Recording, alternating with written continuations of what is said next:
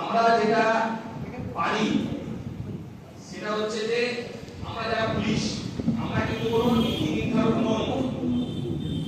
আমরা যেটা করি সেটা হচ্ছে সরকার যারা আছে নির্বাচিত হয়ে যারা সরকার গঠন করে গণতান্ত্রিক উপায়ে তারা নীতি নির্ধারণ করে, তারা পলিসি মেকার, তারা আইন তৈরি করে, তারা আইন প্রণেতা। আমরা আছি আইনটাকে সঠিকভাবে চালনা করার জন্য। আমরা হচ্ছি এক্সিকিউটিভ অথরিটি। তারা কি করবে? তারা আইনটাকে সঠিকভাবে চালনা করবে। আমরা কিন্তু কোনোভাবে কোনো আইনের ব্যাখ্যা বা পরামর্শদাতা নই। যে আইন আছে সে আইন মোতাবেক আমাদেরকে নির্দেশ দেওয়া হবে, আমরা সে আইনটা কার্যকর করব। এটা হচ্ছে আমাদের পুলিশের কাজ।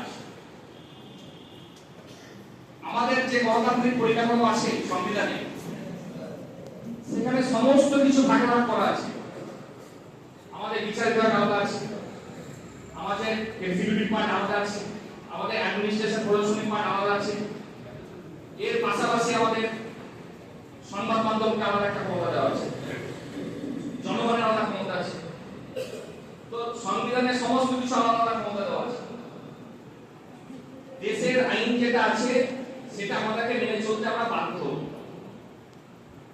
আমরা কোনোভাবে যদি মনে করি যে না দেশের আইন এরকম করা হয়েছে এটা আইন বিরোধী, আমাদের দেশের সংবিধান বলে দিয়েছে যে আইন যেটা আছে সেটা যদি কোনো ব্যক্তি বিশেষ বা কোনো গোষ্ঠীর মনে হয় যে না এটা আমাদের আইনটা আমাদের আইন বিরুদ্ধ, সংবিধানে সেই জায়গা করে দেওয়া আছে সেই আইনের বিরুদ্ধে সংশ্লিষ্ট জায়গায় যাওয়া। এই সংশ্লিষ্ট জায়গা কারা?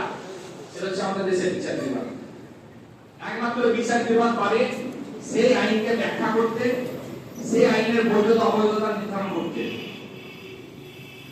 বিচার বিভাগের কাছে গেলে তারা একমাত্র বলতে পারবে যে হ্যাঁ এই আইনটা হয়েছে নাকি সঠিক না বেঠিক।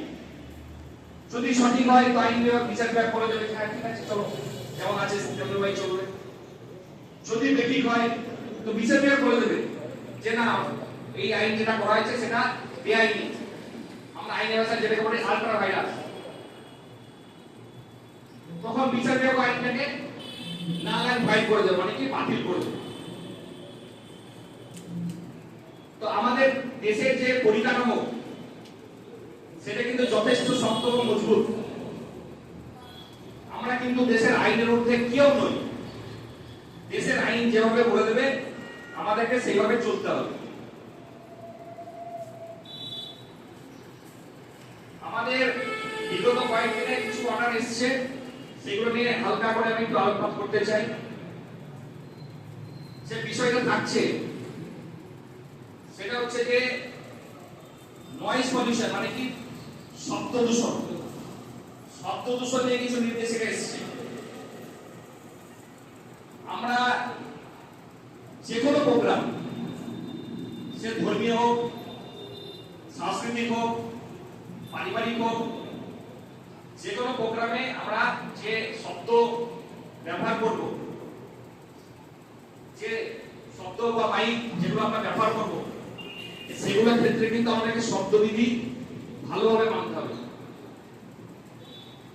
দেখুন দেশে আমাদের বহু আইন আছে, কিছু আইন সঠিকভাবে ইমপ্লিমেন্ট করা হয়, চালনা করা হয়। আমরা কিন্তু আইনের মধ্যে এটা বলতে পারবো না যে আমরা আইন মানব। বহু আইন আছে সেটাকে কেউ মান্যতা দেয়, কেউ মান্যতা দেয় না, কেউ এগিয়ে যায়, অনেক সময় হয়। কিন্তু তার মানে এই নয় যে সে আইন আমরা মানবো না। রাস্তাঘাটে চলতে গেলে রাস্তায় কুকুর ফেললেও কিন্তু এটা বেআইনি, রাস্তাঘাটে চলতে গেলে সিগারেট খেলেও কিন্তু সেটা বেআইনি। কিন্তু সেটা কতটা কার্যকর হচ্ছে সেটা হচ্ছে বিষয়। তো আমাদের এই যে আইনগুলো এগুলো কিন্তু নতুন কিছু নয়। এই যে শব্দবিধি আইন এটা কিন্তু অনেক পুরনো আইন, কিন্তু এখন নির্দেশ এসেছে কি এগুলো কার্যকর করতে হবে। কি কার্যকর করতে হবে? যে কোনো অনুষ্ঠান সেখানে কিন্তু যে বিধিনিষেধ আছে 65 ডেসিবেলের, সেটা কিন্তু নিয়ম মাফিক করতে হবে। যখন কোনো অনুষ্ঠান হবে সেই অনুষ্ঠানের মাইক বাজানোকে অনুমতি নিতে হবে। যেমন আমরা কিছু কিছু ক্ষেত্রে ভিডিও বা এসডিও স্যারদের মাধ্যমে অনুমতি নিই, একটা সংশ্লিষ্ট ফর্ম আছে, সেই ফর্ম ফিল আপ করে সেইভাবে কিন্তু ফিল আপ করে অনুমতি নিয়ে আমাদের অনুষ্ঠানগুলো পরিচালনা করতে হবে। কোনো ধরনের কোনো শব্দ দূষণ মান্যতা দেওয়া যাবে না, মেনে চলতে হবে। এর পাশাপাশি কালকে আমি চিঠি করেছি প্রত্যেককে, আমাদের যে ধর্মীয় প্রতিষ্ঠানগুলো আছে, মন্দির বা মসজিদ যেগুলো আছে, সেইগুলো সিসিটিভি কভারেজের মধ্যে আনতে হবে। যারা নেতৃত্ব আছেন প্রত্যেকে চেষ্টা করবেন সেগুলো সিসিটিভি কভারেজের আওতায় নিয়ে আসা। সিসিটিভি কভারেজ থাকলে পরে আমাদের এবং আপনাদের প্রত্যেকেরই সুবিধে। এটা আমাদের কাছে নির্দেশ এসেছে, আমরা আপনাদেরকে নোটিশও করেছি, যতটা তাড়াতাড়ি পারবেন করে নেন, আর যাদের আছে তাদের তো কোনো সমস্যা নেই।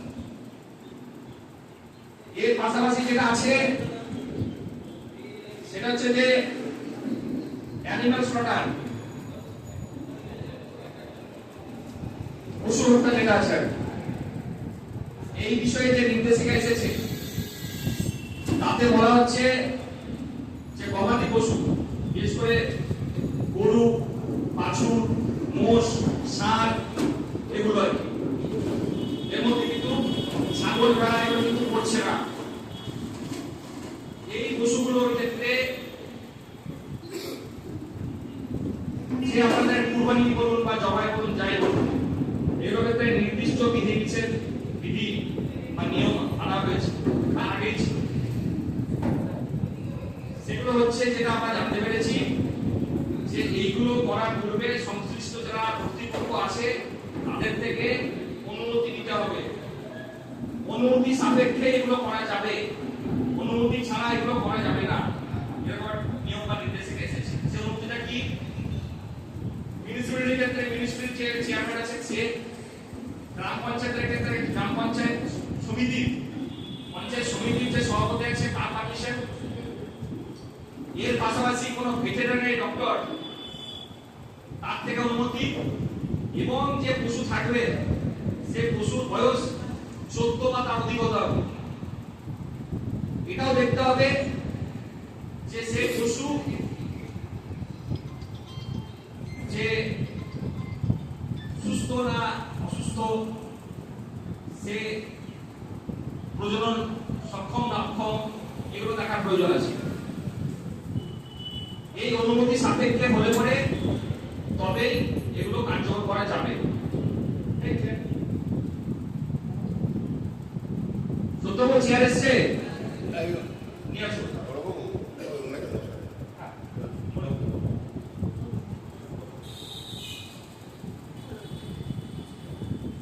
তো মোটামুটি আমাদের যেটুকু বলার এই তিনটে জিনিস, একটা হচ্ছে গবাদি পশু বিষয়, একটা হচ্ছে শব্দ দূষণ বিষয়, আর একটা হচ্ছে সিসিটিভি লাগানোর বিষয়। এই তিনটে বিষয়ে আমাদের আলোচনা করার বিষয় ছিল। আমি আমার মতো করে বলে দিলাম, আপনাদের প্রত্যেকের হাতে আমি দিতে পারছি না, কিন্তু বাকি যারা আছে তারা জেরক্স করে নেবেন। যে নির্দেশিকা দেওয়া হয়েছে তার কপি আপনাদের আমি সাফ করে দিলাম, আপনারা প্রত্যেকে পড়ে নেবেন। আমরা আইনের প্রতি শ্রদ্ধাশীল, আমরা আইন মান্যকারী জনগণ, আমাদেরকে আইন মেনে চলতে হবে এবং দেশের আইন অনুযায়ী এবং রাষ্ট্রের যে আইন আছে সেই আইন মেনে চলতে হবে। রাষ্ট্র শক্তির বিরুদ্ধে আমরা কিন্তু যেতে পারি না। আর আমরা পুলিশ, আমরা কিন্তু কোনো ব্যাখ্যাও দিতে পারি না যে স্যার এটা কেন হচ্ছে, ওটা কেন হচ্ছে। ব্যাখ্যা যদি দিতে পারে একমাত্র বিচার বিভাগ দিতে পারে, আর কেউ ব্যাখ্যা দিতে পারে না। আমার যেটুকু বলার এটুকুই ছিল। আমি এর পাশাপাশি আমি এখানে যারা উপস্থিত আছেন, যারা নেতৃত্ব আছেন, আমি তাদেরকে একটা বলবো তাদের নিজস্ব সুচিন্তিত মতামত দেওয়ার জন্য। তারপর আপনাদের কাছ থেকে আমি বক্তব্য শুনবো। আমি এখন অনুরোধ করবো, আমাদের এখানে উপস্থিত আছেন রনি বাবু, মাননীয় এপি আব্দুল্লাহ মহাশয়। আমরা ওনার সংক্ষিপ্ত বক্তব্য দেওয়ার জন্য অনুরোধ করবো।